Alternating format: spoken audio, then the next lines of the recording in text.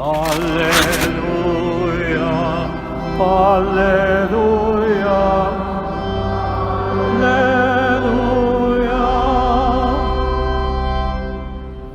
Open our heart, O Lord, to accept the words of your Son.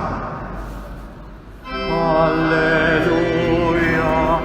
Alleluia, Alleluia. The Lord be with you. A reading from the Holy Gospel according to Luke. Every year, the parents of Jesus used to go to Jerusalem for the feast of the Passover. When he was 12 years old, they went up for the feast as usual. When they were on their way home after the feast, the boy Jesus stayed behind in Jerusalem without his parents knowing it. They assumed he was with the caravan, and it was only after a day's journey that they went to look for him among their relations and acquaintances.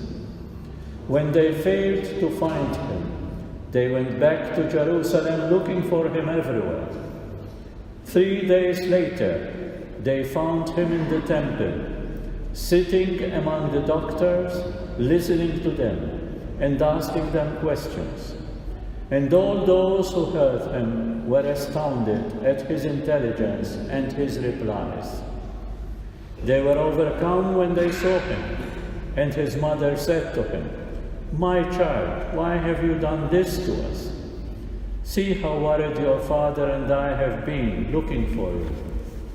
"Why were you looking for me?" he replied. "Did you not know that I must be busy with my father's affairs?"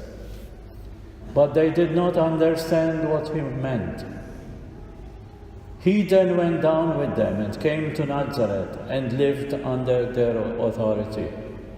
His mother stored up all these things in her heart. And Jesus increased in wisdom, in stature, and in favor with God and man. The Gospel of the Lord.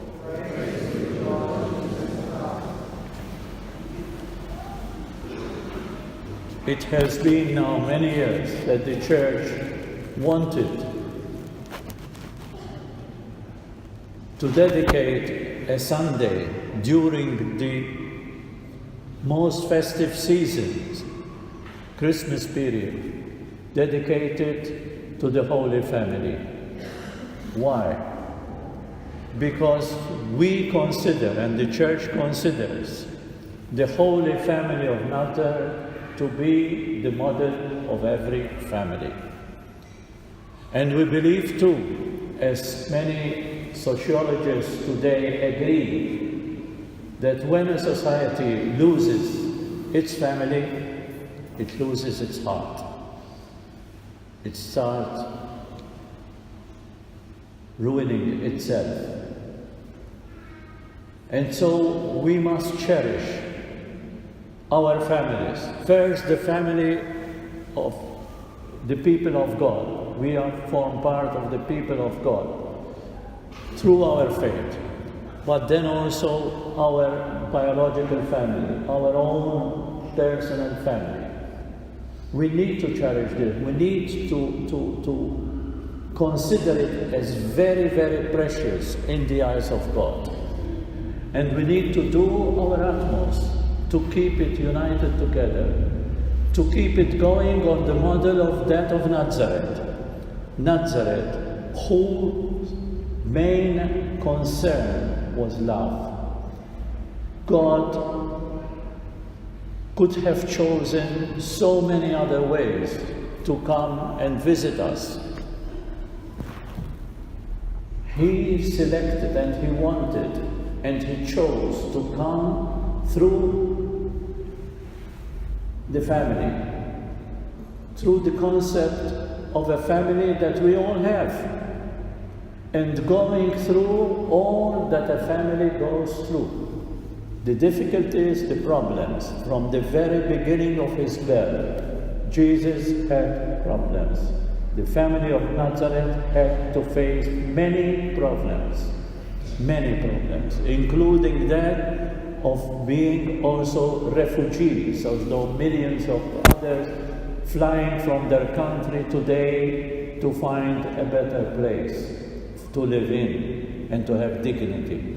Jesus, Mary, and Joseph passed through that too.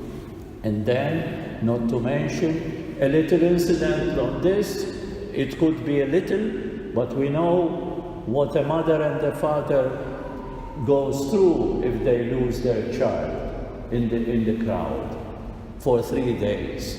And that is really, it was one of the very first difficulties that the family had to face. And then, of course, the greatest of all, bereavement in the family.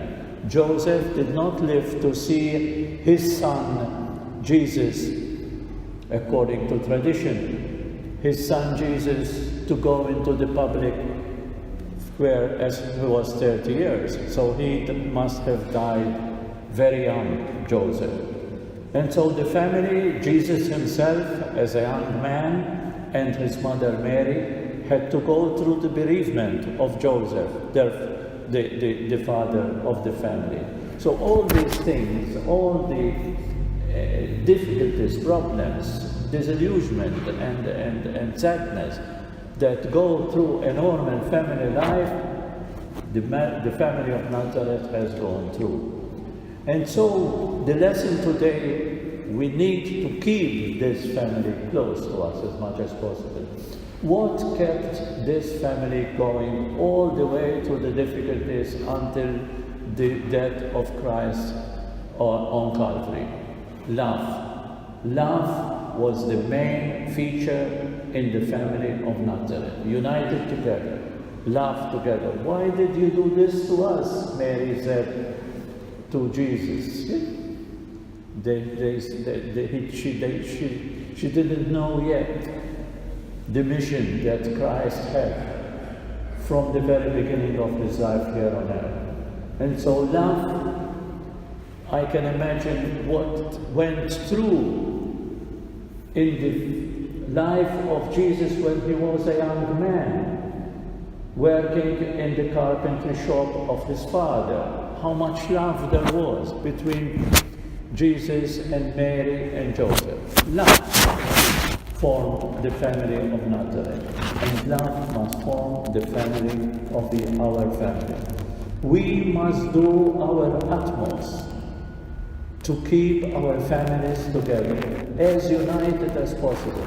We must create occasions, even social occasions, Christmas periods, dinners, parties, birthday parties, celebrate all these occasions to have the family together, to keep them together. There was a famous lawyer in the United States who was so busy, he failed to visit his old parents as he should. And one time the father phoned him up. He said, "John, I haven't seen you in ages. Why don't you come and visit us? Your mother is very, very old. She is sick, and you have abandoned us." And this famous lawyer said, "I am very, very busy in court, here, very, very, very busy."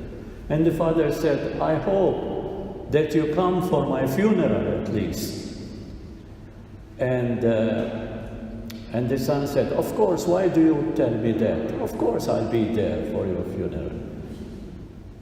And the father said, "Forget about the funeral. I don't need you at the funeral. I need you now. I need you now, not at the funeral." And so we, whom we might have aged parents, we should never abandon them, wherever they may be. We should always keep in touch. We should always visit them, whether they are at home or not at home. But we should try and do our utmost to keep in touch with our families, love them and respect them. And keep the children always close to you as much as possible, as you can afford to do. I know it is not easy today, as it has never been before, but even so, never. There are no excuses at all to divide the families. And remember that a strong family will make a strong nation. A strong family molded on the example of Nazareth makes us closest to God and makes us in peace all our life. Let's read together this reflection. Lord, grant us children who will be strong enough to know when they are weak, who will be unbending in defeat, yet humble and gentle in victory.